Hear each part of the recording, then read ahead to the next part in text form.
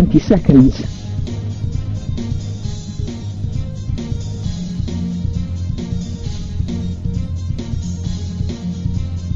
10 seconds. 5 seconds.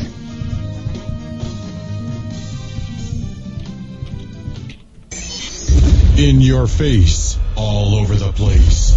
We're online 24/7. 24/7. You're listening to the hottest internet station. From beautiful Saline in southeastern Michigan.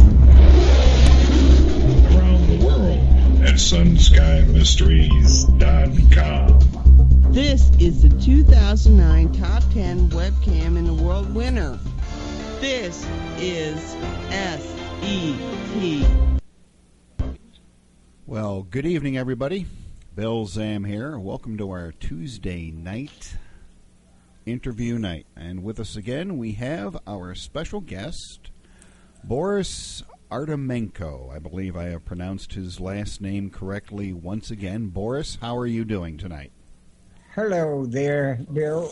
Hello, everybody. Yes, you've pronounced my name correctly. Excellent. I don't know if I pronounce your name correctly, though. Well, that's all right. Don't worry about me. Okay, how's everything? How's the weather at your end? We have a winter storm starting, a rather severe winter storm. We're expecting several inches of snow. Right now we have high winds, rain, sleet, ice, and just about everything except Santa Claus coming through in a sleigh. Ouch. Ouch, we had right. an electric storm down here, and possibly that's why my internet isn't working well, and I'm not in the chat room, and am unable to get to the site. But anyway, since we have Skype here, we can go on with our... Yes, we are. With what we propose to do. Yep, we have our Skype going, and we should probably get right to it. And tonight we're going to be talking about some very interesting stuff, folks. Last week we hit on Planet X and a bunch of other things. I'm getting some messages in the chat room. Let me see here. We are, in fact, broadcasting just fine. And I know the sound is going out. So let me tell our producer.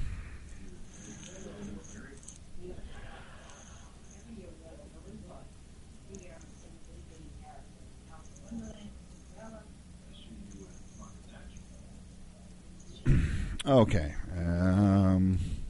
We'll just go ahead and wait for Susan to tell people to reload the page that the stream is on, because apparently people aren't seeing the stream, even though it is, in fact, going out. Well, probably somebody else is having similar problems to mine here. It could very well be. We may be just recording this, and people can listen to it later. So I say we just go ahead and get to it, and people can either watch it live online, or they can see it on YouTube, or they can catch it again on the website. By the way, before we begin, Bill, yes. I noticed that the YouTube for the last interview was much better off as an audio than the MP3 itself. That could very well be. I'm still playing with all of the formats and everything for doing the podcasts and that sort of thing. Sometimes when you convert it, records it as a video, and then you have to convert it over to the audio and everything. And sometimes there's a little bit of translation error between the software and the file itself. Okay. If you see what I mean. Okay, we're getting some messages from the production. Okay, very good. Now everybody can hear us, so we should be doing okay. Alrighty, folks, we are living in a dangerous time. I am in contact with people that believe and came to the same conclusion that I did without any communication between us, that we have entered into the time of what is called the tribulation, as well as there being obvious images of two of the horsemen for all to see. Now, the one that most people are familiar with is the one that appeared as an apparition during the riots in Egypt, during their big demonstrations there. And I'm sure everybody's seen that. And what I have here that I'm going to show right now for people that are watching the show is the one that appeared in Japan. Now you can, I'm just going to go ahead and let it play through, and basically it shows a road in Japan with the apparition of what appears to be a hooded figure on a horse that is riding through the scene. It, if you watch it, and I believe that is the end of the video. So, here's the question that I have and the discussion that we can have. The people that I have talked to, they're actually connected with the church. They're essentially your official representatives of the Vatican, as it were. And they are convinced that these are harbingers of the horsemen and not the true horsemen. Sort of like a tap on the shoulder that says, hey, you guys better pay attention to what's coming because something very serious could be coming. And like we've been talking, this Planet X and all the 2012 stuff and everything could and very well be the things that are coming. So, Boris, what do you think about these manifestations that people are reporting, and what do you think is causing them? Do you think these are natural manifestations, or somebody is actually actively doing this? I think that somebody must be actively doing it because it is influencing the mind of the masses, because it connects the events with what the masses have learned to believe in the last 2,000 or 3,000 years concerning the future of humanity. Don't forget that the biblical image of the four horsemen has become a stereotype. So some sort of apparition in that form produced will have the necessary effect. People will tend to connect that image with the predictions of the worst scenario that is given us in the book of Revelations. Mm-hmm. But the fact is that they are very appropriate in any case, because the world situation is really one that makes us realize that we are in very dire times. Horsemen are not. The horsemen themselves are symbols of things that will come to pass. In other words, they are themselves harbingers. A harbinger is someone who is a forerunner for a series of events predicted for a given period. We all become harbingers when we carry the message further. Whoever sees the image projected in some form, horsemen say, oh, it appears that we are having some internet issues between Boris and ourselves. Believe. Okay, he's back. We had a brief interruption with the Skype connection, Boris.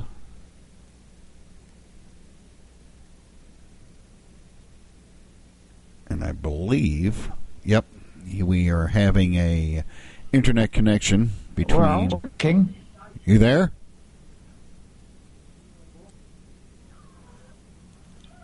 Yeah, it's interfering. Yes, there's some interference between the two of us. Those of you that didn't hear the first part of the show, Boris had a rather strong electrical storm down there in Brazil where he is, and it appears to be interfering with his internet connection, so we're going to try to make our way through this interview and see what happens. Can you hear me now okay, Boris? Okay, I think the internet connection is now not going to interfere with the Skype connection anymore.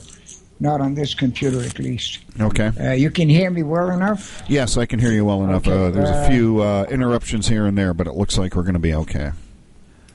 All right.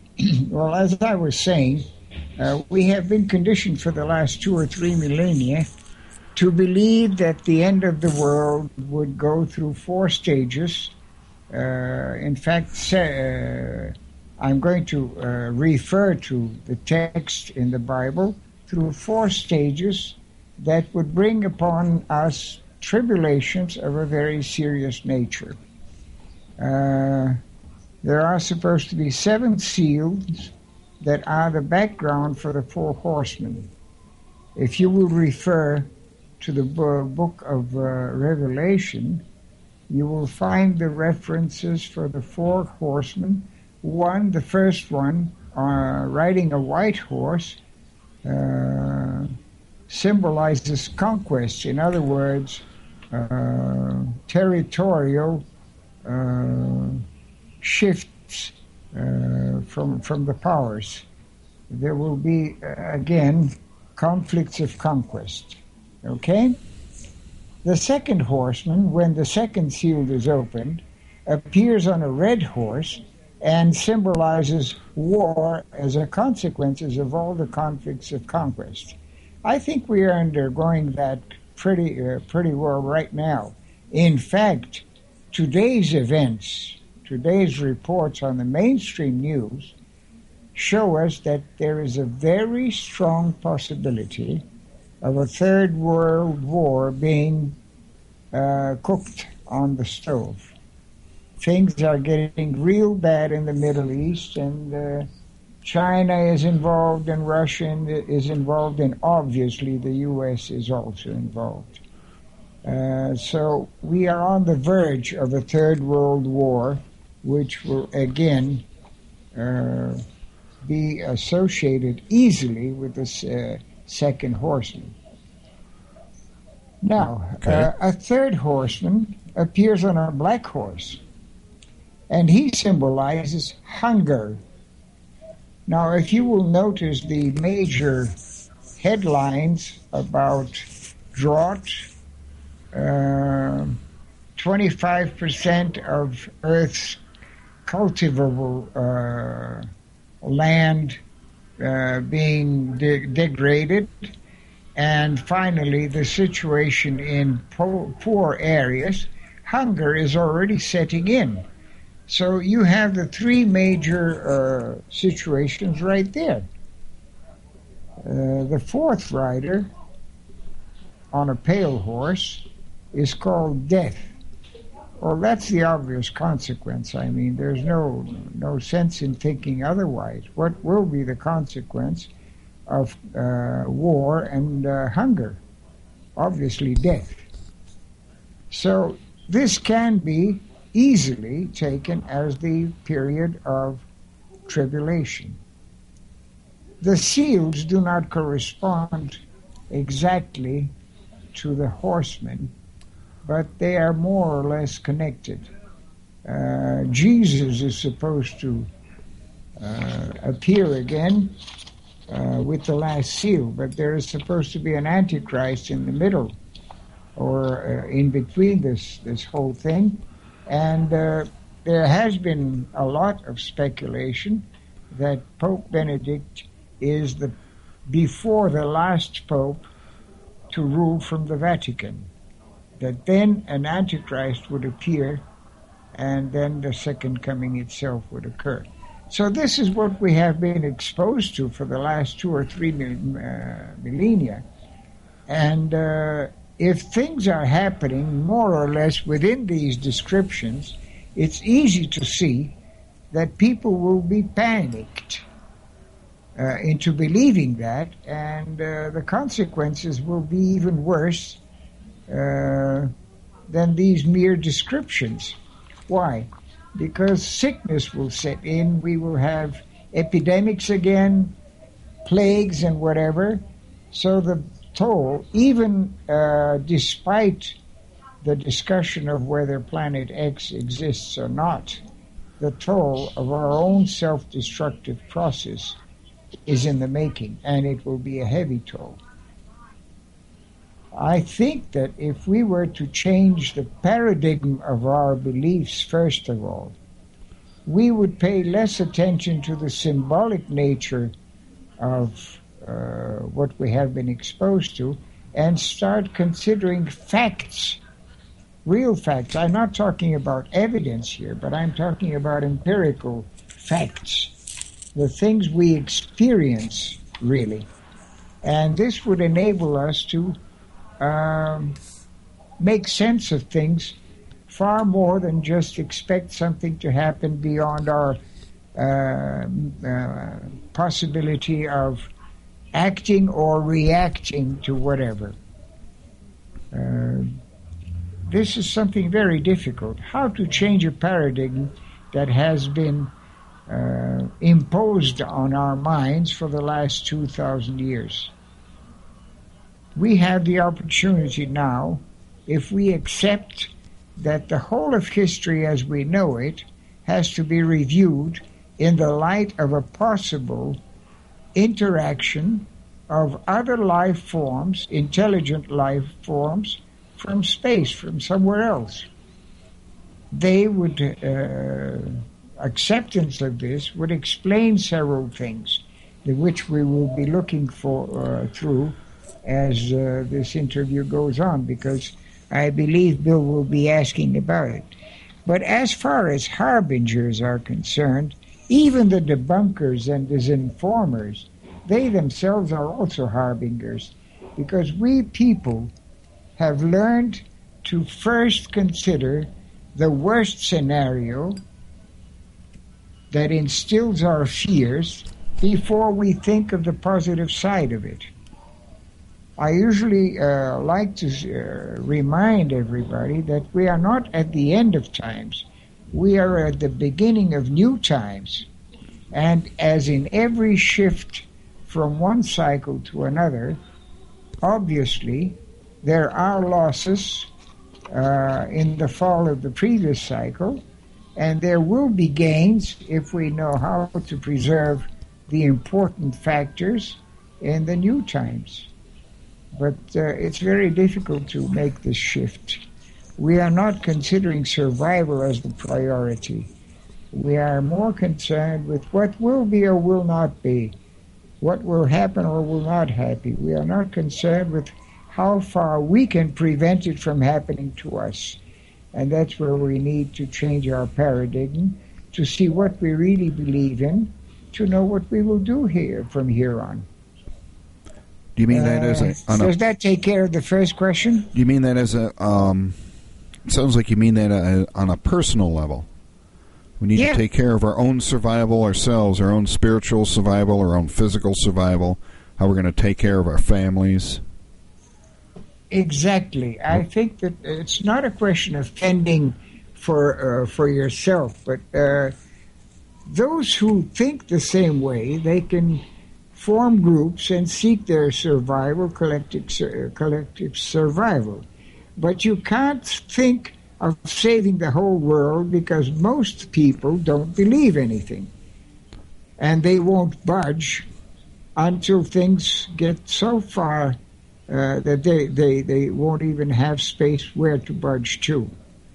So what we have to do now is those who do believe that something must be done because something is happening that will affect the whole of civilization, then these people who do believe have to seek their survival and, if possible, preserve information, preserve values, not possessions or money or whatever.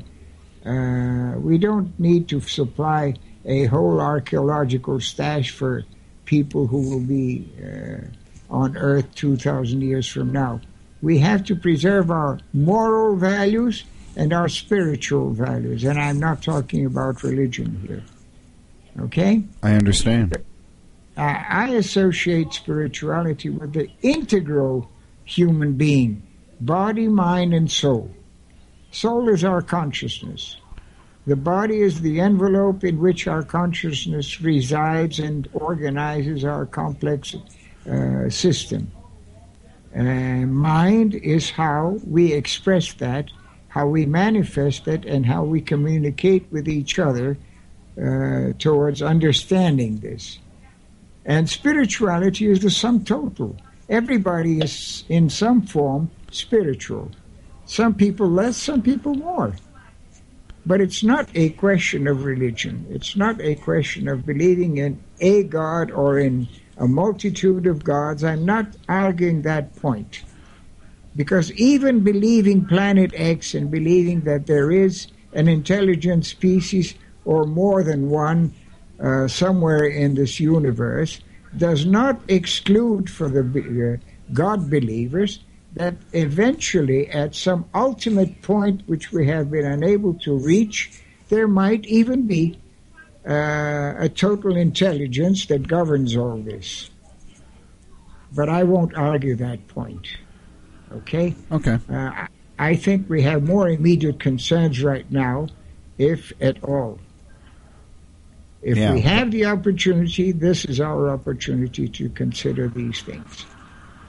Yeah, it seems like we're rapidly approaching the end of the time of preparation. Yeah. At this point, and that's something that bothers me, and I know it bothers a lot of other people because we see so many people that simply are not prepared.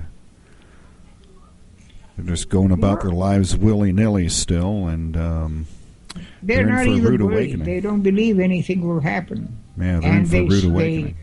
Vast majority will always say, well, if it does happen, what will I be able to do? Nothing, so let it happen.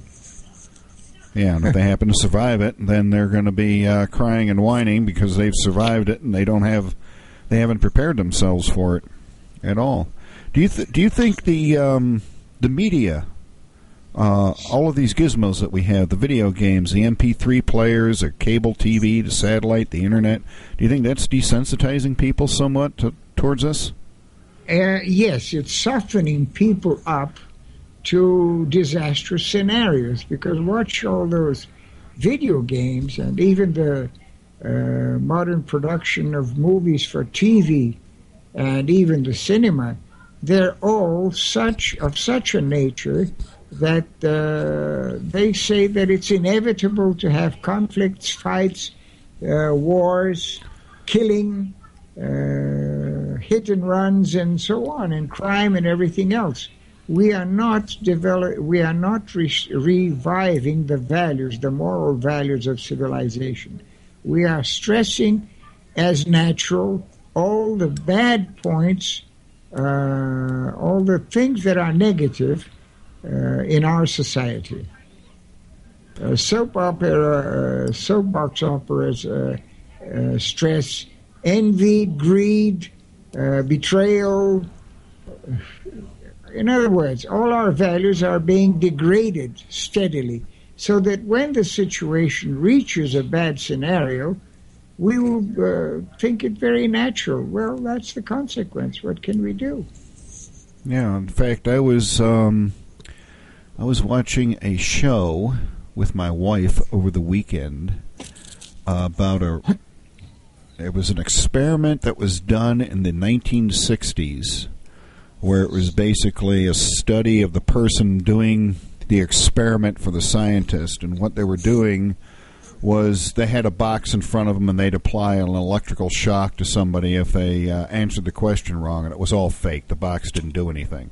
But they wanted to see how far the people would go to applying the shock, how desensitized they were. And back then it was 1 out of every 3 people, back in the early 1960s, 1 out of every 3 people refused to go beyond a certain point. And now it's everybody is willing to go beyond that point where it actually does physical harm to the other person. And I think that might be part of the desensitization that you're talking about. Yeah. And last week we were talking. You were talking about how all of the electromagnetic energy that we're exposing ourselves to from all of these computers and electrical components that we have in the cars and the electronics in the cars is also affecting us. Definitely. Our bodies are completely disrupted. Our system is disorganized. We are diseased mostly now because of all the disruption around us. Yeah. We are mentally and physically degraded gradually, stage by stage, to a point of I can't get the word. Oh boy, my other computer just reached the site. Oh, excellent. I'm there again. Yay. Apparently the internet gods have smiled upon you. Yeah, I hope so. Well, I'm on the main page. I'm nowhere right now. Yeah. Let's see if I can get on the... Oh, God. Okay, let's get back to the thing. So, basically, we are being deactivated as a source of reaction. Because used as we are becoming to everything that is negative in our society will leave us completely incapable of any organized reaction. And that means that whoever does hold sway in some form will have all the power to do whatever he pleases with us. I saw a headline today that somebody, a harbinger probably, has said that the U.S. are definitely be preparing to imprison its population. I have the article. I filed it. I was going to send it to you, but my internet began to stumble, and I didn't do it. Okay.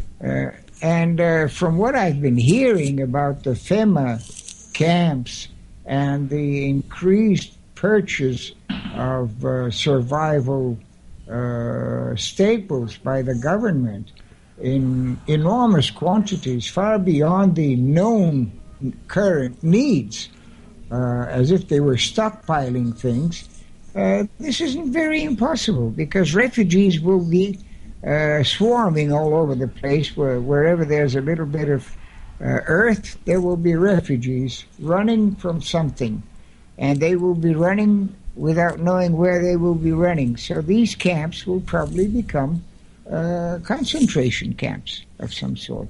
Yeah. And they will have to be governed by some form of police power or control.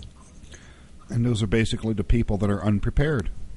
Yeah, because they are unprepared, completely unprepared. Yeah, like the here in the United States, I don't know how familiar you are with this, but we had the big Hurricane Katrina that hit in New that's Orleans. That's exactly a perfect example of how unpreparedness is disastrous. Yeah. There was at the time, there was a news reporter. His mother lived in that area, and he went down there to get his mother the heck out of the way of this hurricane that was coming. And he did some reports while he was down there, and he was on what they call Bourbon Street down there. It's basically a street with where everybody goes to have a party. Like I Rio know. de Janeiro. I've been to New Orleans in the remote past. Okay. And he was interviewing a guy. The guy was there with his dog and everything. And he was having a big party. And the reporter asked him, he said, "Aren't you even concerned about this?" And the guy just looked at him and said, "Go get out of my face. It's none of your business." And the reporter said, well, I don't care about you, but I'm worried about your dog because you're an idiot. I mean, you're an absolute idiot. And these are the people that are unprepared. They're just,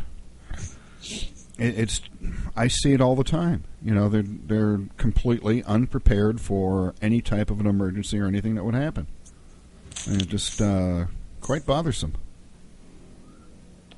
And this is not only happening in the States. This is happening all over. In Europe, you have the same situation. You have a clear abyss between a certain intellectual elite, mainly involved in governing and power and finance, and the big mass, the enormous mass of people, of population, who are completely alienated from reality. They are too busy to survive, and they care less of what will happen in 2 months' time, to them even, then what will happen to them at the end of the month when their paycheck comes in? I think, I personally, I think, and let me get your thoughts on this. I think these elites, these we call them the powers that be. Well, I'm calling them elites only because I'm not specifying exclusively the people in government positions. There is an elite that is governing the government. Right. Those are the corporations. So yeah, we call those they can't be mixed with the other. Yeah, we call those the powers that be, and it's almost like they're desensitizing the population because it's like they have their tentacles in virtually everything from entertainment to banking to how rules are made, how laws are made, and everything else, and they're desensitizing people to keep their attention focused elsewhere than where it needs to be focused at this time. Yeah. Well, I don't know what we can do about that because you can't change another person's way of thinking. You can suggest that the person review their way of thinking, but that's about all. If the person believes in something and becomes fanatically involved with it, well, there's nothing we can do. No. Hopefully, maybe a few people hearing this broadcast will wake up and smell the coffee, as it were. Yeah. But moving on to another topic, because we went ahead and got everybody depressed right at the top of the show, so we're just going to go ahead and continue on downhill here. Well, we hope people don't get depressed, but on the contrary, awake. This is the purpose of those shows, after all. Yes, it's to wake people definitely up. I don't care how upset you get, folks. You need to wake up. That's what the big thing is. Now, scientists, specifically with Planet X and other things, the information comes out in dribs and drabs. They won't really tell us that anything is out there. But every day they're telling us that they have discovered something they didn't know about, and it appears that they've known about it for years, and now they're just getting around to telling us, and they teach us that it's their gospel of absolute truth about the universe. And the scientists that have come forward, the ones that have come forward and tried to wake up the populace, they always seem to have those tragic one-car accidents in their garages while they're sleeping in bed. And I have a website here that I'm going to go ahead and show on the page there. This is a list of dead scientists. These are the scientists that have either been murdered, died accidentally, committed suicide, or met their demise just here in 2011. And as you can see, the list, I'm scrolling through the computer screen here. You can see that the list is enormous. And typically they come from only a few different disciplines, mainly the biological research sciences, nuclear science, and environmental scientists. Basically, no other type of scientist seems to meet an untimely demise these days. Boris, what do you think is going on here? Do you see? Do you actually see something like this going on, or is this? Am I just making a molehill out of nothing? No, it's not a molehill. It's quite a serious thing. Science is muzzled basically by those powers that be, with a very serious intent of controlling populations and controlling minds. Nothing that science can discover or disclose of any reality that is not dogmatically pre-approved will ever reach the public in general, or will be debunked, or the author will himself suffer an accident or have a heart attack, a very timely one, or something else. The first part of the movement towards this state of affairs in science especially was the excessive specialization of each field of knowledge in the post-war years, the 1960s more or less. We divided certain areas into so many specializations that I used to say that a specialist is somebody who studies so hard to know everything about something to the point that he knows everything about nothing. In other words, he can no longer release any information that can in some way affect the overall picture. Even if you talk about a society nowadays, for example, if you talk about Americans, you will have to talk about health, about finance, about the housing situation, about transportation. There are so many detailed, different topics involved in a society that you lose track of the entire pictures. And specialization in science is the very same thing. Take an astrologer. He can be specialized in solar revolutions. He can be specialized in analyzing asteroids. But he loses track of the whole sense of his topic. He becomes alienated from a central basic core of knowledge. And this was the first way of neutralizing scientists. Even psychology ended up with several specialities. You have specialists today who are specialists in a specific disease, but they are no longer capable of diagnosing any other disease because they have become so boxed into their specialty that they have lost track of the rest. And this was intentionally performed because this would make it easier to censor and control whatever was released. Now, the concentration on these two fields that you mentioned, nuclear science and molecular science, has borne its fruit because both of these are concerned with a very basic purpose: the roots of matter and of life. Nuclear science may first bring us the image that we think of weapons and bombs and destruction.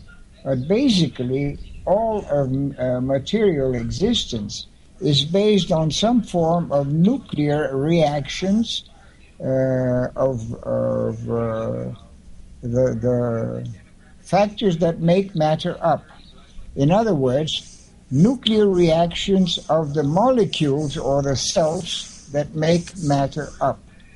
And in trying to develop these two fields as specialities, the intent was to find the roots of how everything originated, how everything created, whether it was created itself or how it happened, and how we could control that, because unfortunately humans have an instinctual impulse to always use their knowledge in some form of domination or control. And this is perhaps our worst quality. We are always competing to be in control over something or somebody or over some situation in front of the other, before the other one gets that control. And therefore, this situation right now affects science seriously. If you will follow up on the pages that you can access of the Royal Society, the Royal Academy of London, and in comparison the Royal Academy of Canada, and even the Science Academy of Moscow, you will find that the researches and the abstracts that are being published are really completely useless. Royal Society, yeah, I'm a member there, but I never remember the name. I'm not very concerned very much with titles and status and those things. But what I want to say is that the quality of the scientific work has been degraded to something that is meaningless in our current conjecture or perspective. Now, is that just research or the actually applied sciences? I would say that most of applied science is now being controlled, dominated entirely by the PTB, and the research is completely useless because it just doesn't contribute anything to it. And if anybody finds something, discovers something, or uncovers something that was covered up for some reason, this person obviously becomes an enemy of the establishment, and therefore the accidents, the heart attacks, and whatnot.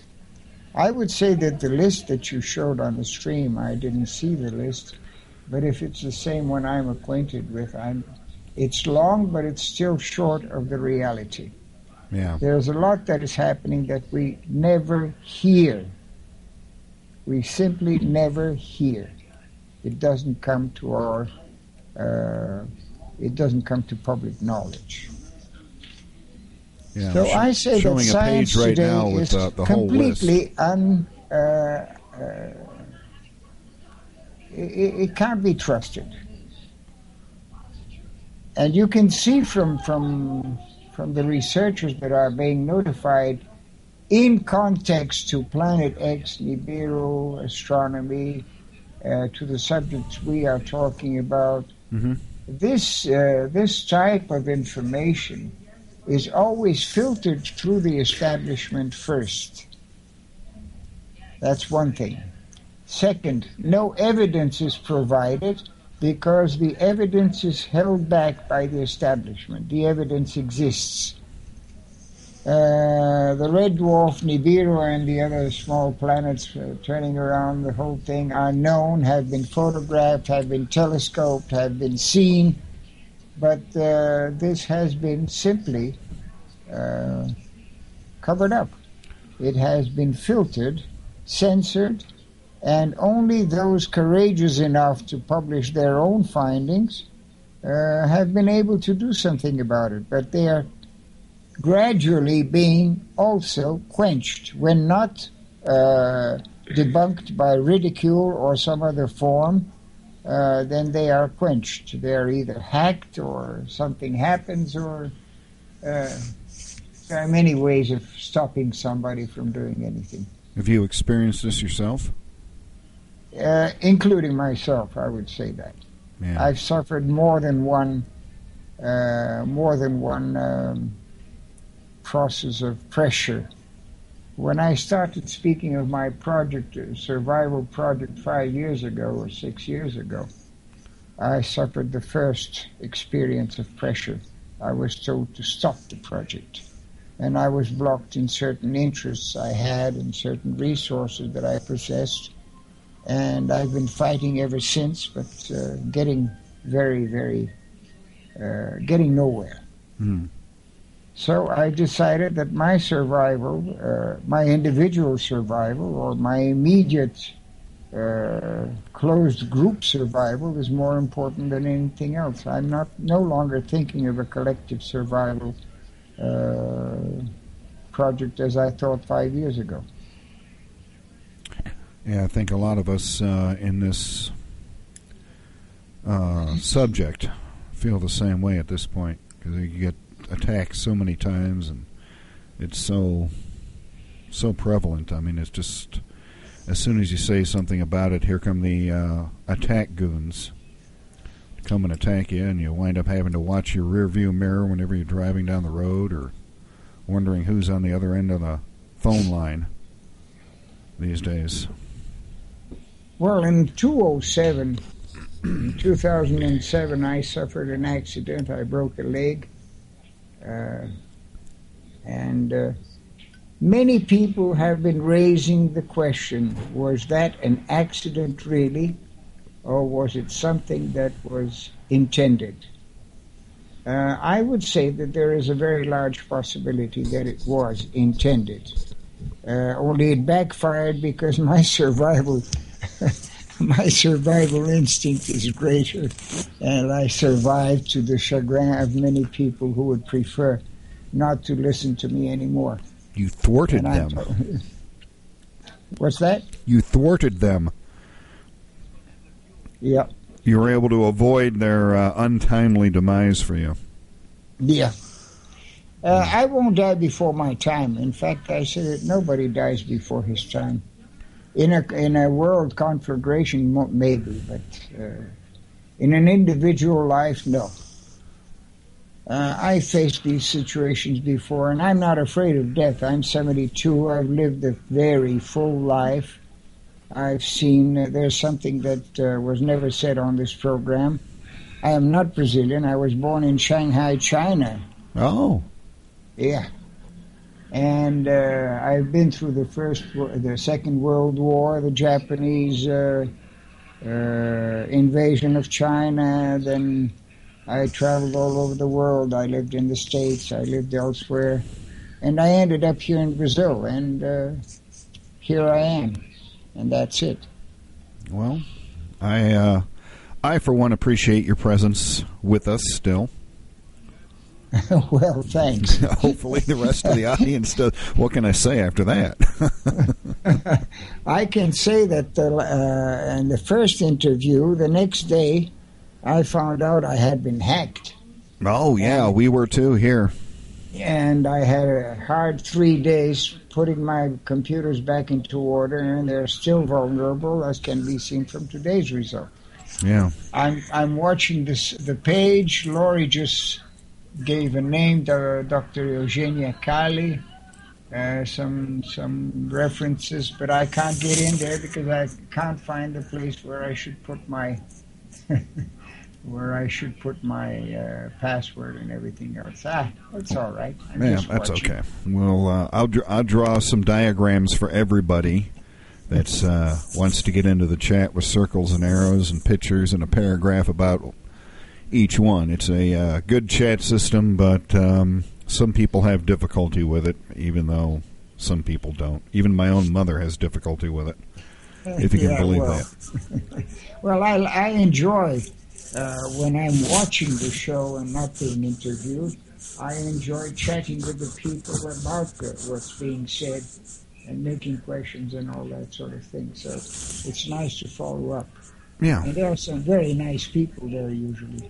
Yeah, we have a tendency to have a very intelligent and well-behaved audience, and I'm always grateful for that. And that's very nice. We were, our server was also hacked.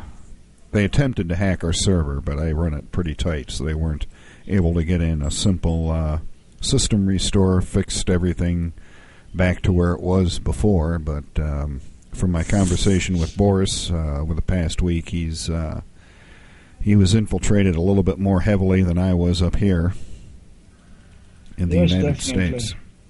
Pardon me? Yes, definitely. It was very heavy here. Yeah, that's too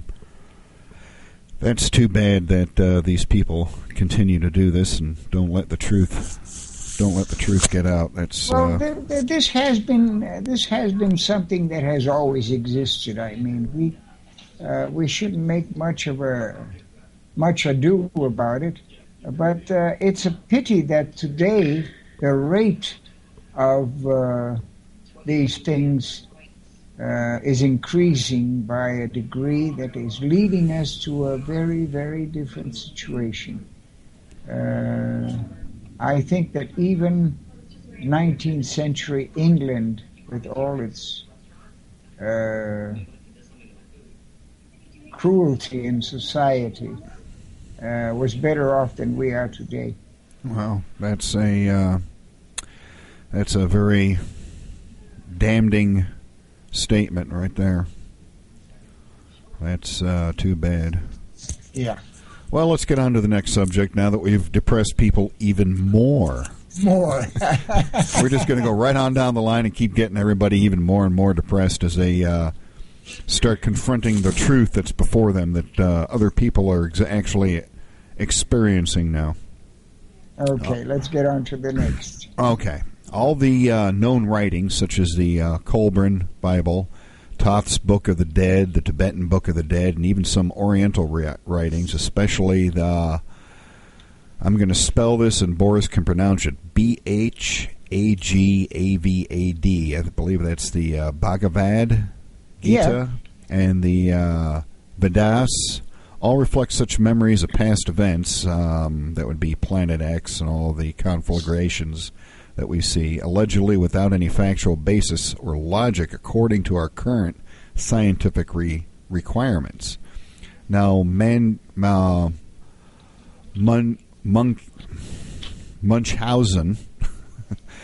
said, the failing of proving exactly anything is true does not have to lead to the dismissal of objectivity.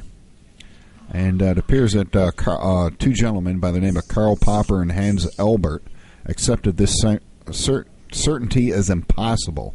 And I'm just butchering this question right here. Boris can take over the question at this point because I have no idea what I'm talking about now. This is why I host the show and ask the questions, folks. Well, the fact is the following. We don't know what the truth is anymore. Our science makes statements. We lived for 100 years or so since science became science, which is very young, in fact, because knowledge was not specialized in different compartments as it is now, and even worse.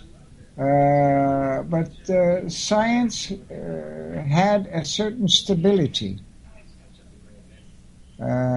We used to believe for some time that we were a planetary system with 7 planets, including the sun and moon, and that the planets revolved around the sun, and the system was rather stable. Then all of a sudden we started having asteroids, we started having meteors, and we started having whatnot, and we started discovering new planets, and we started discovering that everything we thought we knew was short of what we were learning. On the other hand, what always made me rather mad was that I found that the ancient civilizations knew everything that we are learning now. The only thing is that they didn't have the vocabulary we have now, but they told about all these things. And you can find these things in metaphors, in analogies, in all those books that you mentioned, and in many more, including the Torah, which became the base of the Old Testament. All these things have always been known. But our modern science decided that this ancient knowledge was merely mythology, was pure creativity of the people, was inventiveness, and not a memorized retelling of truths that were passed on from one generation to the next. This, in fact, is what worries me at this time that we are going through, because when I speak of survival, I don't mean merely survival of half a dozen people. I mean survival of values, information, literature, culture, and everything else in some form. For example, the other day you mentioned that you have a number of DVDs and CDs that is uncountable of things that you keep as a record. Yep. So do I. I even don't know any longer just exactly what I have. But I have so much stuff collected in the last 15 years, and then I have had to renew it from the small cassettes, then to VHSs, and now to DVDs, and I don't know what else. Now I'm using external hard drives to stockpile information. Yeah, me too. Especially the ancient information, which I do not consider myth. I never considered it as a myth. In fact, I see the Bible. If the Cauldron is a myth, if the Bhagavad Gita is a myth, if the Upanishads are myths, then so is the Bible. That's a fact. Yes. Because they all speak in metaphors, in analogies, but they have all the truth that we need. They speak of the Anunnaki, they speak of the Destroyer, they speak of the Nephilim, they speak about everything that really happened. Only obviously they didn't have the same means, which is something that we don't yet realize, that we today are privileged to have an ability to accumulate more knowledge. But we have to stop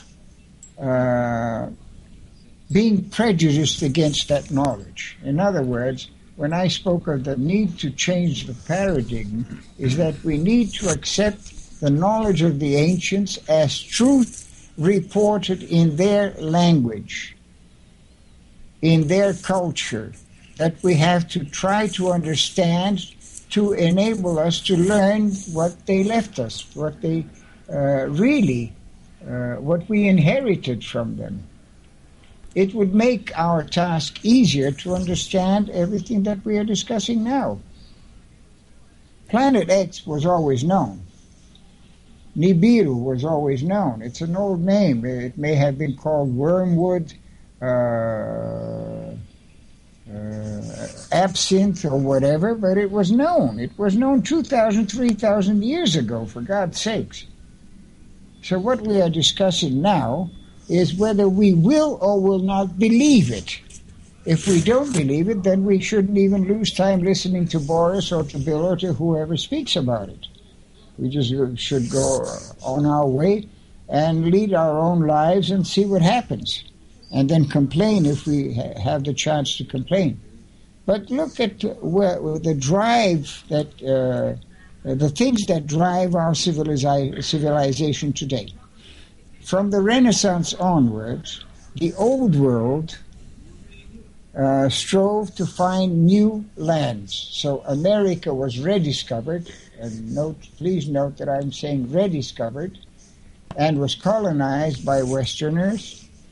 But now there's no more land to discover on our planet. So what are we doing? We have a tremendous space effort to find habitable worlds up there. Mm-hmm. What for? What are we spending such enormous amounts of money without any purpose? I can't believe that. Why are we searching for new worlds? Out of curiosity? Out of our adventure spirit? No. Because we know that at some point or another, either there will be an overpopulation of our planet, or there will be a self-destructive process over here that will force a part of this population to go elsewhere and seek new homes. But do we have the technology to do that? Yeah. So, the effort right now is finding the adequate technology to do that. But this technology had an origin. And this origin we won't admit out of our academic hubris, that it was brought to us by the ancients. It was brought to us by some intelligent, form of intelligence from elsewhere. And we let it sleep for a long time. You referred to old artifacts and other things. You have read, of course, of the lamps that were discovered in the pyramid interiors. there was light in the past. Yes. It was used by privilege by certain people, by a certain elite of the times. There were certain technical and technological abilities that were not developed continually for more than 1,000 years after this elite took control of the populations. Because there has always been somebody either trying to or sitting on the throne controlling everybody else. This is human history, unfortunately. And I would say that the first New World Order is not the one that is coming upon us. It's the one that was created and is seated in the Vatican. And it has a triangular base. The City of London, the Vatican, and Washington today. Although these centers were different in the past. But that's another point. So let's get back to the subject of space travel and exploration. There is a purpose behind this. Okay. The building of underground cities to save a certain amount of population, a choice number of people.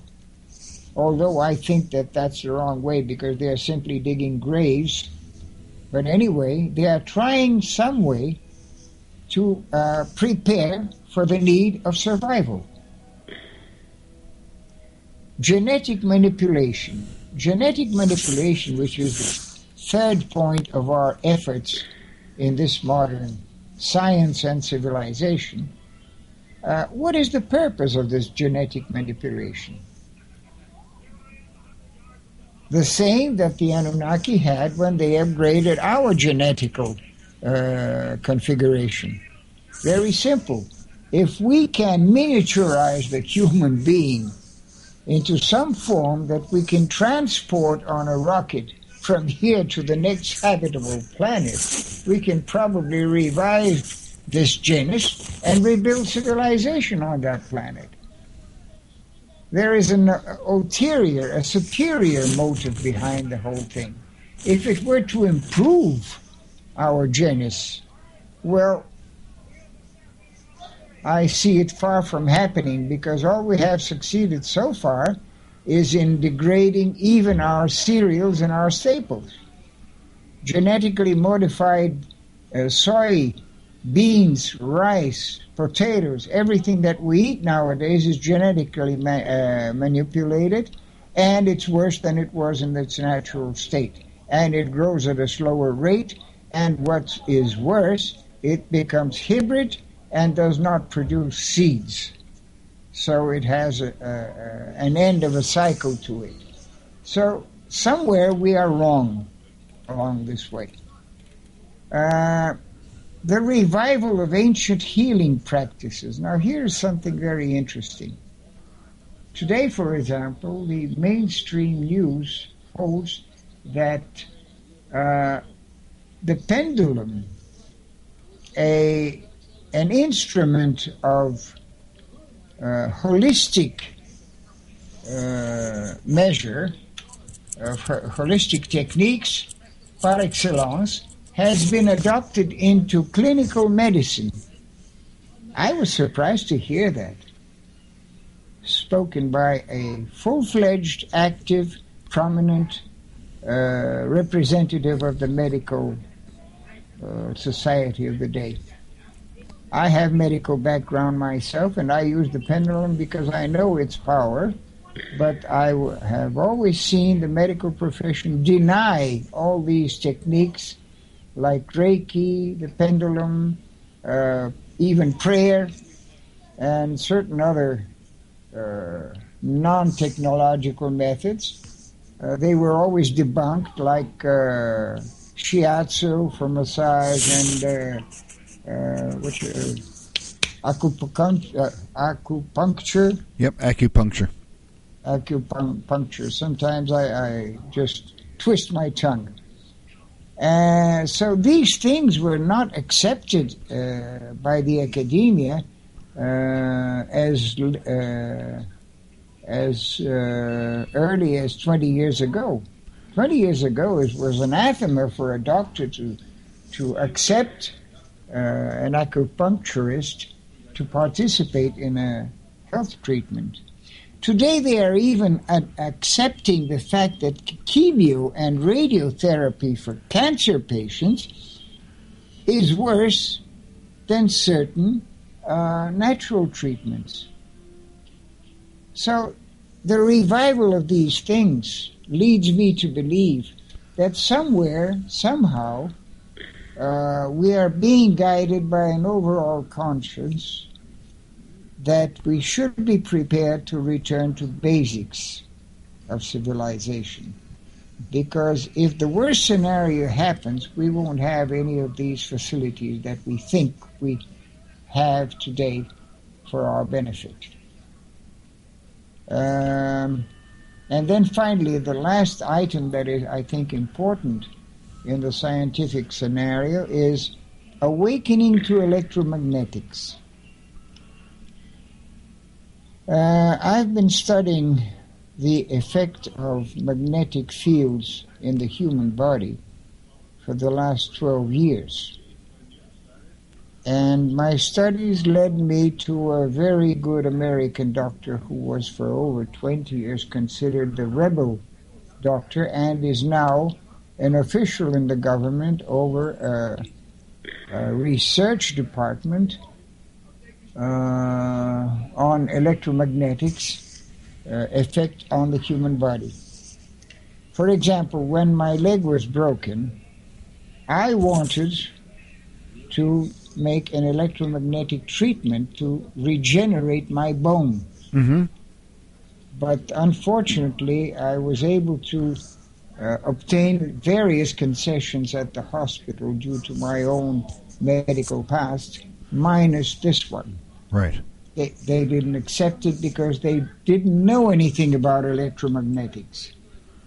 In fact, magnetism has always been associated with hypnotism, mesmerism, and that sort of mystical stuff.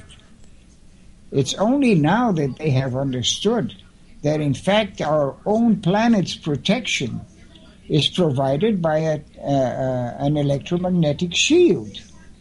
That our planets are all sustained on a plane by an electromagnetic current that is originated in the sun and returns to it, providing a stable, we may call it a bed, a stable bed in which for the planets to lie in their own spaces. Mm-hmm. But this is very recent. This was not admitted 5 years ago. It's only now that we are considering this because we have come to a point where we can no longer deny it. Right. This is something that's very interesting. You can cover things up, you can conspire against something, you can debunk things, but there comes a moment, there comes a point where you can no longer deny it. And we are coming to that point in terms also of Planet X and everything else. Psychologically speaking, what do you think is going to happen with the population? I mean, there's those of us like you and me in the audience and everybody that's awake and preparing for our survival, and we all know about these alternative medical treatments. I mean, a lot of us have had those. We had a guest on a couple of weeks ago, as a matter of fact, that his life was saved by a alternative medical treatment that his doctors simply would not accept. He had to go to Germany to get the treatment.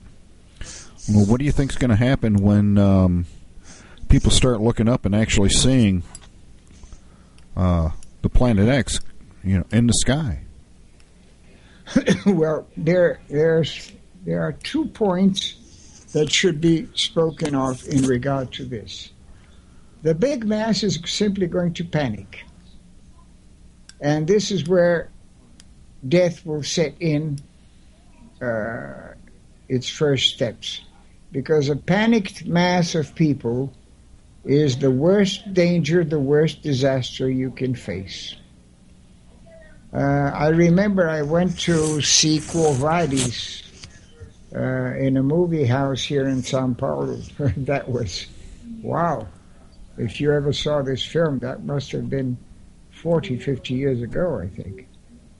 And this was an old-style movie house, and an idiot in a jam-packed movie theater yelled fire. Several people were obviously killed, stamped to the ground. Yeah. Panic is the most dangerous catastrophe that can happen, because people simply lose their minds and their control completely, and they override and overrun everything in front of them in despair of trying to reach some point of safety. That's why I say that survival is our main issue.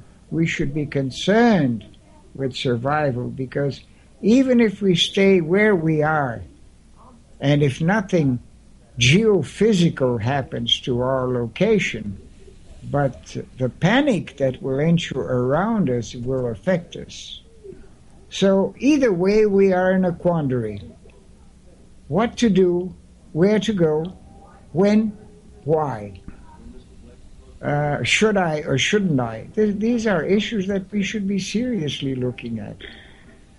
And I'm not talking about stocking about half a dozen of Campbell's soup or anything like that. Yeah. I mean, that's necessary. That's part of the process. Susan will probably be wanting to hit me on the head now. Actually, she does have a question, but go ahead. As soon as you said that, a question popped up. She wants to know where Planet X is right now. That lately. She wants to know where Planet X is right now. I think it's in relation to our Earth. It's right behind the sun. So don't wonder. Yep. So the second suns that people are seeing. Soon. The second suns that people are seeing are, in fact, Planet X. Mm-hmm. Is what you're saying.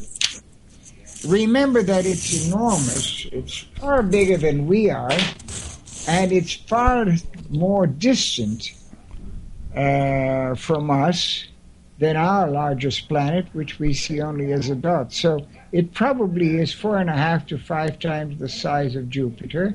And since it's going past the sun, behind the sun, very close to the sun, we see it as a second smaller sun. How far away is it, do you think? How far away do you think it is? I think it's probably distant from the sun, the same distance that there is between Mars and the sun.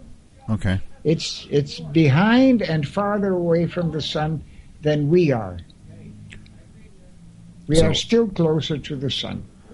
So, imagining how this looks, if I'm looking down at the solar system, it is approximately the distance from Let's the sun say you that have Mars Nibiru is. on the left. Right. Then in the middle you have the sun. And on the right you place Mars. Okay.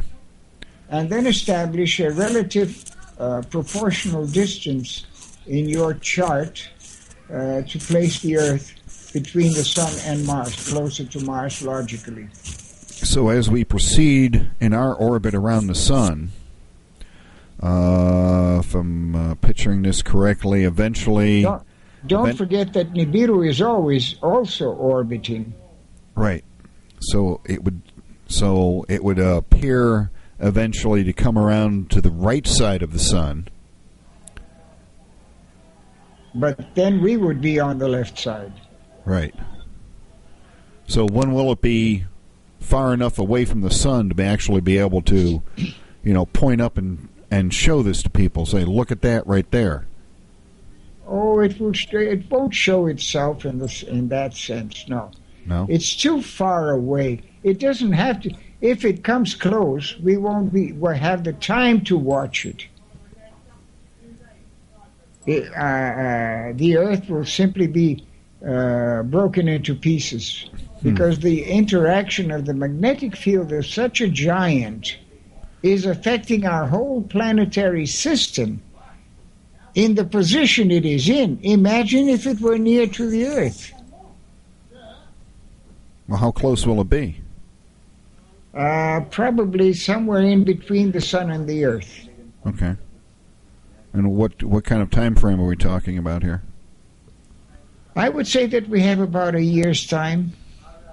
So that would A be year, at the utmost 2 years. so that would be December of 2012. I believe December 2012 is not a mythical date line, although I have doubts as to the legitimacy of our current Gregorian calendar. We may be wrong by at least 1 year to as many as 6 years. I'm still trying to complete my studies on the discrepancies from the Julian calendar onwards, and I'm finding that there is somewhere a difference of from 1 to 6 years in the dating of our current timeline. So 2012 is something that seems to correspond in our dateline. Somebody translated. Remember that the Mayas didn't know that we would change calendars midways. Right. And so they had no way of stating 2012. It doesn't say 2012 anywhere in the Mayan calendar. In that sense, debunkers are correct. The Mayas never imagined the year 2012 of the Gregorian calendar of the Christian era. It would be absurd to expect that. It's Okay. too much to expect. But the timeline that the Mayans established, once it was researched as in comparison to our current timeline, seems to point to 2012, 2013. Anyway, what really bothers me is not so much the moment when things will come to a head.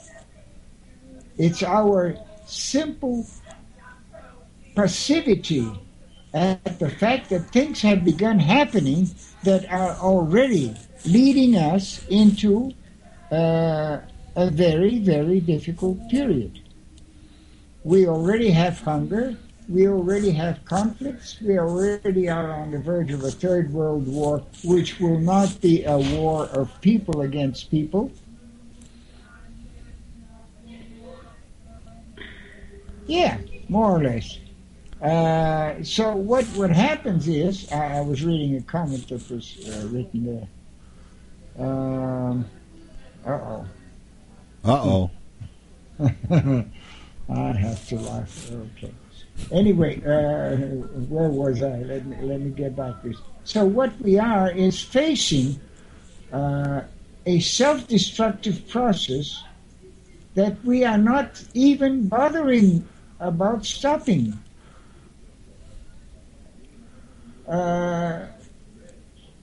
It's a funny thing. I don't even know how to talk about these things. I get so mad that I lose the words, the right words to put these thoughts into a coherent sentence. The fact is, we have enough problems to be concerned with that should have alerted us that we need to think of our survival, even in the conditions we already are living, irrespective of a planet coming in and disrupting us or not.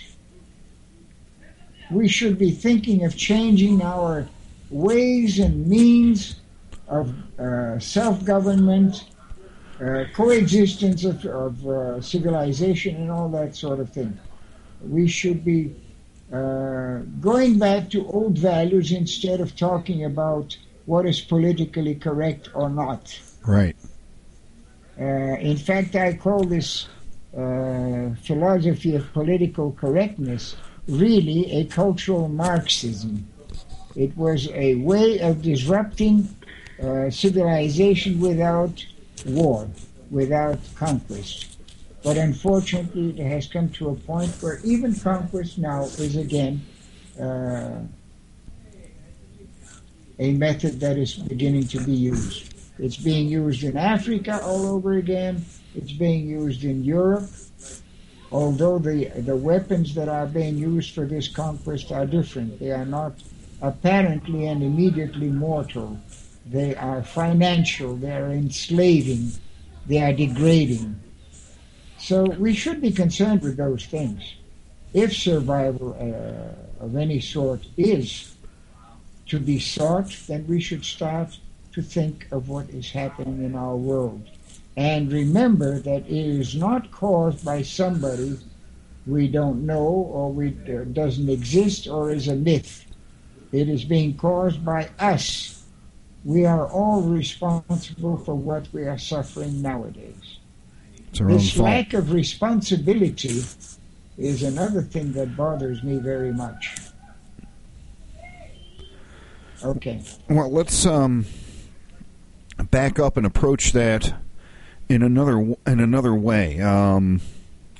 And I wanted to ask you this question last week, but I never actually got around to it because we were too busy killing off the entire population by that point. Well, I'm still killing it off. Yeah, you were still killing off the population. Okay.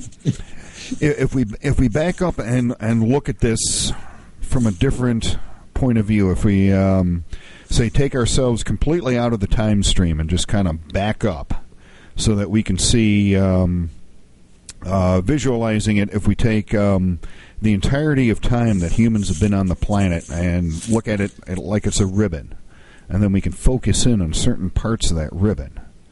And if we look at all the other times that this has happened, the 3,600-year cycle of this Planet X and Naribu coming towards us and disrupting everything, and we know it has an electromagnetic force about it and whatnot. We know the electromagnetics affect human beings and everything.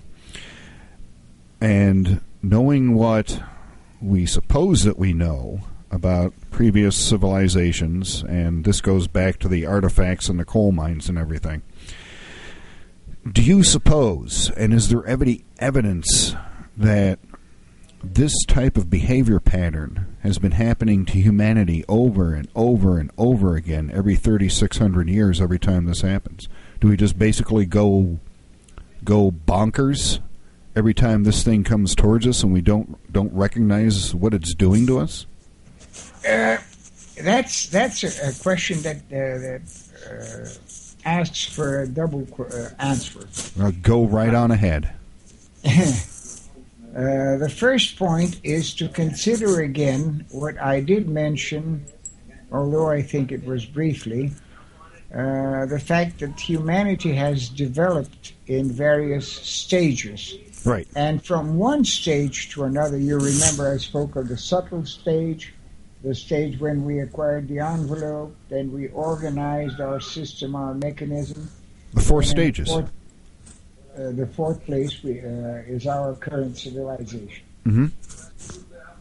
In every change from one stage to the next, there has always been very, very catastrophic extinction rate of the stage that was going out. The stage that was declining and falling would suffer extinction. But there would always be enough survivors to carry to the next stage the basic factors that needed to be preserved. Memory was always carried over by a certain number of survivors to the next stage. So the second stage began with the memory of the things that were valuable to the first stage, the outgoing stage. The third one inherited the things that were valuable to the second stage, and so forth. We are now in the fourth one. This is why I'm stressing that we need to think of survival in terms of preservation of values and information, so that this information will not be called mythology in the coming future, but will be the foundation of a new civilization, when we will strive to accomplish everything that we think we should have now, and we are complaining because our powers to be powers that are do not provide us with that, and so forth and so forth. Okay? Okay. Now, within this scope, when humanity began to divide into ethnical specialization, I'll call it that way, blacks, yellows, redskins, and so forth, and these became small clans, and these clans became peoples and grew ethnic characteristics that distinguished them from the others in some other way, even among their own racial group. This fragmentation of humanity has also gone through cycles. And these cycles have always followed a certain rhythmic timeline, which could be equated with the crossover of Nibiru. That's exactly what I was wondering. But remember this, and I did say that the last time, not every crossover of Nibiru affected our planet severely, damagingly. Mm-hmm. Sometimes it would cross our plane without provoking any serious events, any dramatic events. Mm-hmm. Sometimes it would take 3 crossovers to produce a deluge, okay? Or in provoking the volcanic circle of fire and shift continents, slide them along as in a board game or something. In other words, the crossover of the system is cyclical every 3,600 years approximately. There might be a variation of 20, 30 years more or less, depending on certain astrophysical factors.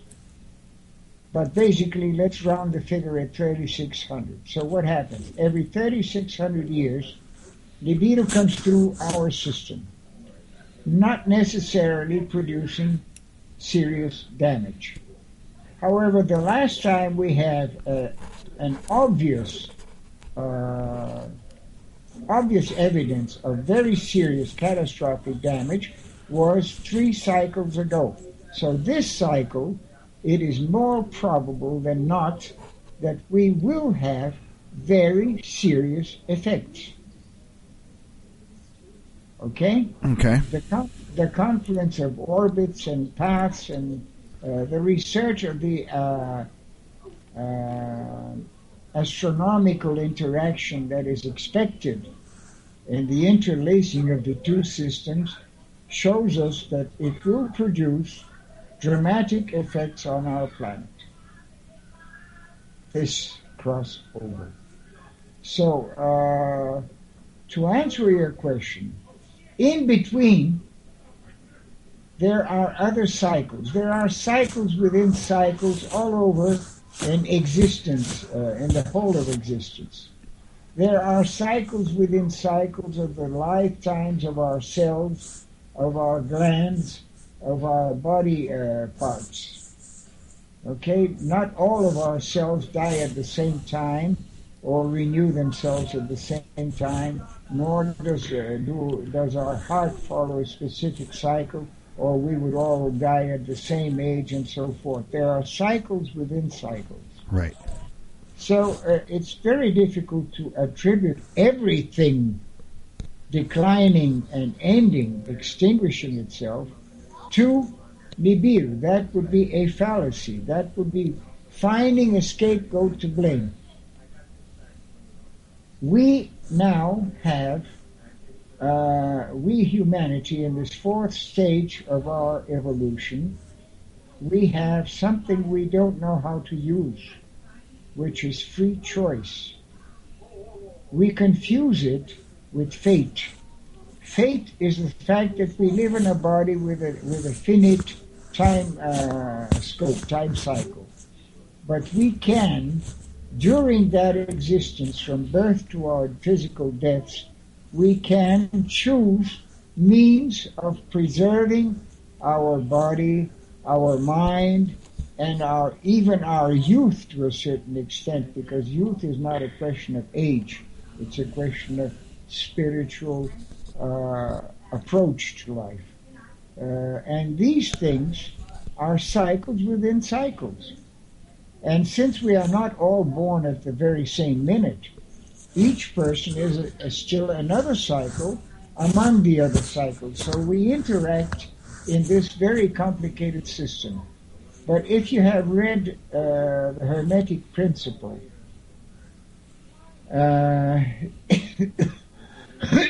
it's very objective in its statement. The same thing happens above us, that happens within us. So we have a whole cosmos inside ourselves with several universes. Our blood system is a universe. Our excretory system is a universe. Our digestive system is another. And they all have their own cycles and live within each other. If any of our complicated system fails, it does affect the others. But the others do not extinguish themselves immediately upon the decline of one of the systems. We can still try to recover. We have the ability to treat it in some form, regenerate it in some means, and add to our survival. So the principles are all there. All we have to do is think of them. We don't stop to think. All I'm saying, anybody can think up if they stop and think about things. Let's not prejudice our thoughts with beliefs or unbeliefs, dogmas, or what somebody said as an absolute truth. I don't like when people believe what I say or what I write without checking for themselves, without checking out the sources if I mention them, or looking for sources to either check out what I said or deny it. Because not one of us holds absolute truth of any sort. Scientist or free thinker, astrologer, medical practitioner, whatever. None of us possess the absolute truth about anything. And this is something that we should understand. We are cycles within cycles, and there are cycles within us. So as civilizations, we also have cycles. Look, there was a Roman Empire that was extensive. It survived for, 400 years? And then it came to an end of the cycle. I have been saying for the last 40 years that the United States of America, as the dream that it meant to people at a certain point of time, has begun its decline and is at a very dangerous point where it can collapse. Yes. In fact, the situation is even worse than I'm saying. I'm not killing people off, but I'm telling people, if you want to survive, beware of what is happening in your own backyard. It is dire. Very, very. And still, Americans are more concerned with what's happening abroad than what's happening in their own backyard. Right now, I can tell you there are more and more of us waking up every single day.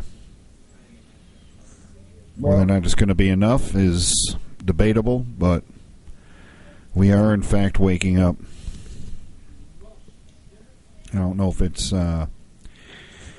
What I really regret is to say that there is a convergence of various factors, or we can call them cycles to make them more understandable, that may cause the collapse of a major collective of cycles. It will produce a domino effect. When the first domino falls, it will obviously push the next one down, and so to the end of the line. And this is happening right now. Europe is a perfect example of the domino effect.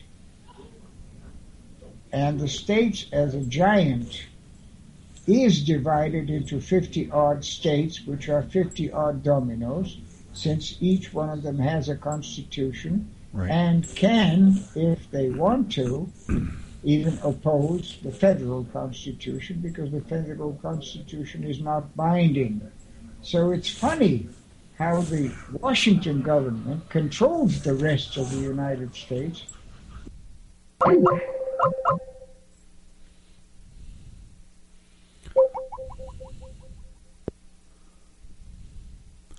It appears we may have lost our call.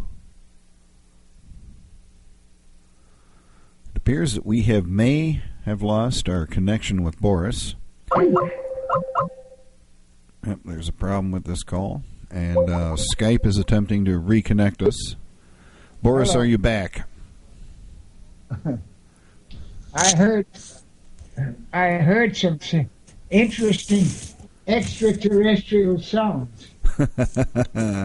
Same here. The audience heard some interesting sounds also as Skype was trying to reconnect us. Apparently you were talking about something that somebody didn't like. Maybe. May very well be. Maybe. So we were talking about the imminent collapse of the United States based on the domino effect that is happening in Europe. Yes. I have to agree with that. There are a lot of us up here right now that are have the same train of thought. And it occurs to me that it's probably people that you don't have access to or hear, but I listen to them basically all day long, and there are a lot of people that are trying to wake people up. Yeah. Whether or not it's going to have the desired effect is anybody's guess. But I thought we could, now that we're really getting people depressed, I thought we could, and now that we've killed off humanity, we've got rogue planets coming towards us, and the United States is pretty much a thing of the past, along with Europe. You mentioned a little while ago that we're due for another cataclysmic type of natural events, a cycle of natural events with this particular passing. And the last one you said was 3 cycles ago. And I'm interested in talking to you about what civilization was around during that 3rd cycle ago. It was the shift from the 3rd stage to the present 4th stage, with the remnants of the Atlanteans miscegenating with everybody else they found on our planet living then, which were mostly descendants from remnants of Movian peoples who had migrated through Asia into Europe and to Africa. Okay, who were the?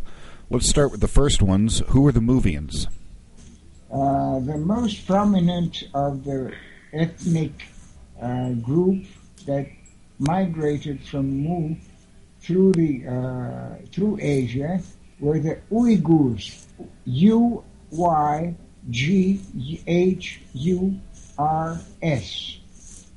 They built a fabulous civilization all through the north of Asia, of China rather, of what we call China nowadays, to the north of the Gobi Desert, which was at that time was not even a desert. And then from there they moved, they colonized, they miscegenated with the peoples they found in Mongol, with the primitives they found in Mongolia. They moved along and founded the Han Chinese, which eventually stemmed into the Mandarins. Okay. And they moved on to reach across the Urals into Europe, to as far as Scandinavia and as far south as the Balkans. You can find traces of the Uyghurs to this date. Recently, we have been seeing a lot of the stuff about those strange lines that were found around the Gobi Desert in China. Yes. Okay, well, these happen to be in what is called the Restricted Military Uyghur Zone, which is the remnant of the ancient Uyghur Empire. And I think that this empire existed some 20,000 years ago. And I think that these lines, that these explorations that are being made in that area at this time may be an archaeological endeavor to discover the traces of the civilization and the technology the Uyghurs brought with them, which is not our technology. When we say technology, let's call it the culture of their time, and they brought it into China, and then they brought it all the way to Europe. This was the first great migration. The migration from Atlantis went through South America. The Movian migrations proceeded on one hand through Asia, on the other hand through the Americas. I think that California today, including Baja California, Susan, I'm provoking you today, are a remnant part of the ancient continent of Mu that the academia refuses to admit existed, and it was thrown into, joined the North American continent, and may still separate. This is something that might happen. California might again divorce itself from North America. This would be the San Andreas? Huh? This would be the San Andreas? Yeah. Okay. Okay. And through South America, the Amazon was a sea before it became what it is now. In fact, what it was a few years back, because now it's even different, becoming a desert. But there was a sea access through the east coast to the Amazonian Sea, let's call it that way, and through that sea, since the Atlanteans were excellent sailors, the Movians were excellent sailors, they sailed all the way to Atlantis. From Atlantis, they sailed through the Mediterranean. In fact, there is history, not mythology, but history, that Athens, old Athens, the original Athens, was conquered and destroyed by the Atlanteans. Long before the story of Atlantis came through Solon of the Egyptians to Plato's knowledge. Okay. And that also happened some 14 to 13,000 years ago. Now, notice one thing. I am not associating the sinking of either Mu or Atlantis with a crossover of Nibiru. Okay. I haven't gone that far because I don't have precise timelines for that. I have no evidence to give these events dates that could give me a timeline that might correspond or might not correspond with a Nibiru crossover. Why? Because unfortunately we have another difficulty. As I told you, I found a discrepancy in the readjustment of calendars in our modern times. But this discrepancy goes a long way back. When we speak of millions and billions of years, we really don't know what we're talking about. Those carbon 14 age measurements and all that sort of thing are all you can't trust them really. They're not so precise for various scientific factors. Scientists themselves now agree that this method of dating anything is not at all precise. And look at the very other fact. We were taught to believe that humanity was as young as 6,000 years old. And now we are discovering that in South Africa there was a city with over 140,000 years. And it was a city, not a mere town. It was a complex around a mining organization whereby probably our extraterrestrial friends took out a lot of gold. And we know that area is rich for gold. And this would be South Africa, right? Yeah, that was in South Africa. Okay. Now, then we also find the same remains in South Sudan, Meroe. In fact, we have also created another myth about a Merovingian dynasty, which the Vatican has associated with the myth of Jesus. And the Merovingian dynasty became associated with the royalty of Europe when it was a lot older than that. It went back to the Anunnaki days of exploration, of active exploration, in Meroe. And the name of the place is still the same to this date. And the locals have their own legends about the whole thing. But these legends have not reached us because they were always disregarded as myth and creations.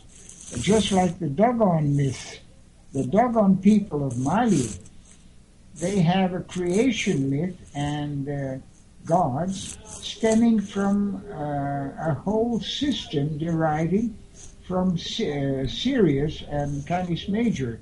Sirius is supposed to have a civilization of intelligent people who came to Earth and taught the Dogons their religion and explained to them their origin and taught them how to progress in life, how to develop a better way of life. So you see, these legends are present all over the world. But they are not merely legends. They are memories of facts that happened in the past. Our pride, our hubris, has prevented us from accepting them as histories and from understanding them in their own language and cultural context, because we tend to measure everything in our own terms. When we speak of the distance from the Earth to the Moon, we speak of the distance as if it was something that we could walk over from wherever we are. We speak it in terms of distances as we see them on our planet, in our own physical environment. And yet time and distance in space are probably much more different than that. So we don't have any standards of measurements that apply really. And in terms of time, even regarding past ages, it's very difficult for us to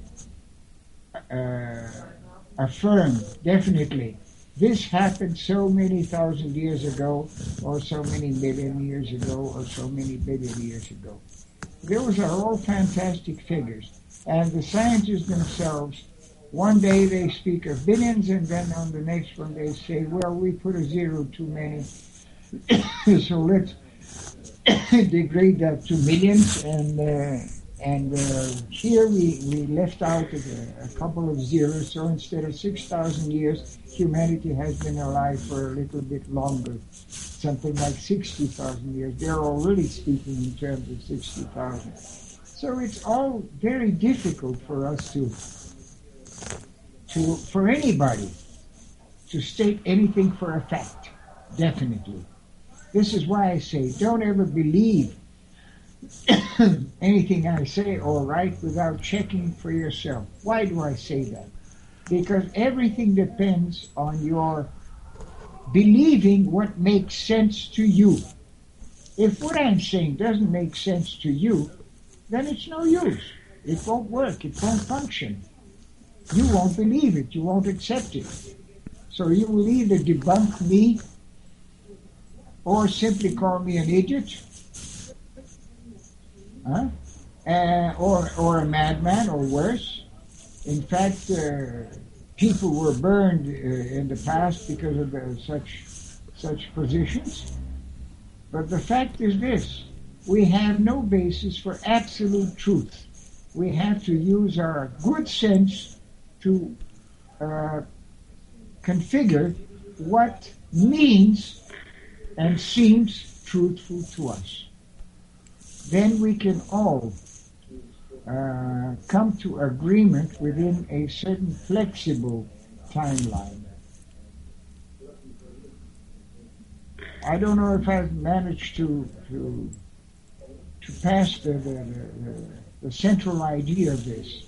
I think so. I hope so. I know I am understanding it. I think what we've done is we've come in a full circle back to where we started the show. Yep. And understanding understanding the world around us and how to perceive it. And we're being told how to perceive it rather than perceiving it ourselves. Well, I made a last note in my papers here. Okay. I'm going to read it. Okay, go ahead. Misguided by the harbingers, we are not looking at what really matters. Knowledge alone is not what makes a difference if we let our civilization crumble to dust. Because by then, knowing who did something, when he did it, or why he did it, won't matter. We will be dust. That's pretty profound, Boris. And it's very depressing, too. Yes, it is. Next time, remind me to bring a tonic. I'm going to tell you the story of Coca-Cola. Yes, the story of Coca-Cola. Yeah, Coca-Cola was invented by a holistic therapist of the Far West era of the wagon trail era, to help people who usually got depressed with their problems. Yes, I myself am familiar with the story of how Coca-Cola was developed, but a lot of people probably aren't. Yeah, but now Coca-Cola is a bit worse, much worse. I used to use Coca-Cola to clean my marble settings at home. Mm-hmm. It was a fantastic detergent. I imagine what it did in my stomach, because I'm a constant Coca-Cola drinker. I'm called a 5C man. In Portuguese, cigarettes start with a C, Coca-Cola starts with a C, chocolate starts with a C. What else? Coffee starts with a C, and there's something else that starts with a C that I also use very constantly. I don't remember what it is. So anyway. At any rate. 5C characteristic. Yes. I'm very familiar with that. And I believe that about ends the show for tonight. I believe we have covered just about everything that we have planned to discuss tonight. I think so. I don't think it was as satisfactory as the first show, but anyway, I hope that we've managed to show people that they need to start thinking for themselves. Yes, I think so too. It was. I found this show to be as satisfying as the first one because I think what we did was we went a little bit more in depth into some of the things that we talked about during the first conversation. Yeah. And I think when people, when they listen to the first show and then they listen to this show, I think they'll be able to get a better connection as to how to perceive the universe around them and how to go through whatever's left of our civilization here and possibly how to try to prevent it from going into the dustbin of history. Now, we did have one question from the chat room, and hopefully you can indulge the audience. People are wondering about your academic background. Yeah, I was thinking of that. I saw a question from 4 cats. Yes, that would actually, believe it or not, be my own beloved mother. Ha-ha! So my mother. Congratulations, Mommy, for a hell of a nice, intelligent son. Okay, we got the family hour going here. So maybe Boris can tell us about his academic background, what he does, and that sort of thing. Okay. That has a double answer as well. My life is divided into 2 different stages. Before my first 40 years and my last 32 years, and the remaining years ahead. Up to the age of 40, I went through 6 different colleges. Mm-hmm. A doctor, a business administrator, an economist. I went through half a term of law school, and there was something else, I don't even remember what it was that I did. I tried various ways of pursuing a path in life and wasn't able to find one, because even when I completed some academic course or whatever and got my certificate, I found out that I was disillusioned because it was far different from what I had expected, what I had idealized. Mm-hmm. So I stopped being a medical doctor. I was a surgeon at the major hospital here in Sao Paulo for 2 years, and then I simply tore my certificate in 2. And at the age of 40, my life took a very serious shift. There is one thing I must admit, and since this is a public interview, I happen to have a very serious and progressive disease, which I hold at bay. Mm-hmm. Thanks to a very interesting and effective way of life. I'm an alcoholic. I was an active alcoholic from 9 to 40. And when I finally realized that I had to do something about it because my life was in a rut, I was definitely in Skid Row, and I had to do something about it. A friend of mine did it for me. And the next 14 years, I studied a completely new field, and I have been following that path to this day. I studied astrology, Chinese therapy, and from there went on to occult sciences and so on and so on and so on. Right. That was 14 years of dedication to merely preparing myself for a completely new path. I am an active astrologer and active therapist, holistic therapist. I could tell you some very interesting stories about privileges that I have had in my life of preventing people from dying before their time. But that's not the point. No. The point is this. Even from the time when I immigrated from Shanghai, my birthplace, and went out into the world. I did so all on my own. Father remained in Shanghai for another couple of years. He had divorced my mother several years before. So from the age of 9, I not only indulged in smoking and drinking, but I also indulged in knowing the world. I was a globetrotter, you might say.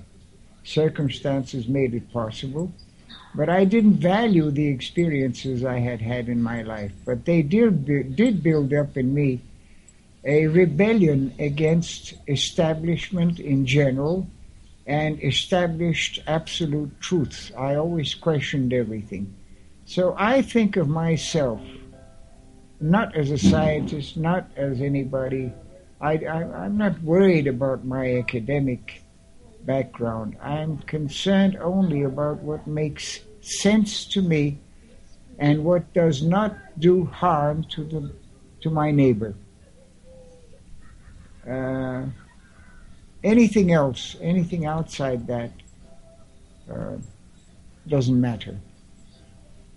So that's about who I am. And somebody wrote my name, which I don't know if it was Susan, but my name is written correctly.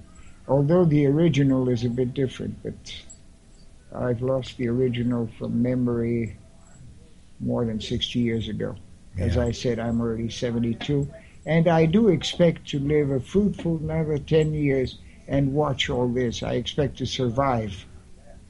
I don't know about you people, but I intend to survive. I intend to do my best. But that doesn't guarantee that I will. No, it doesn't. It doesn't for any of us, I suspect, because like you said earlier, when your time comes, your time has arrived. Yeah. Yep. And I believe, on that note, that's about it for this episode. I think so. Surrounded by idiots.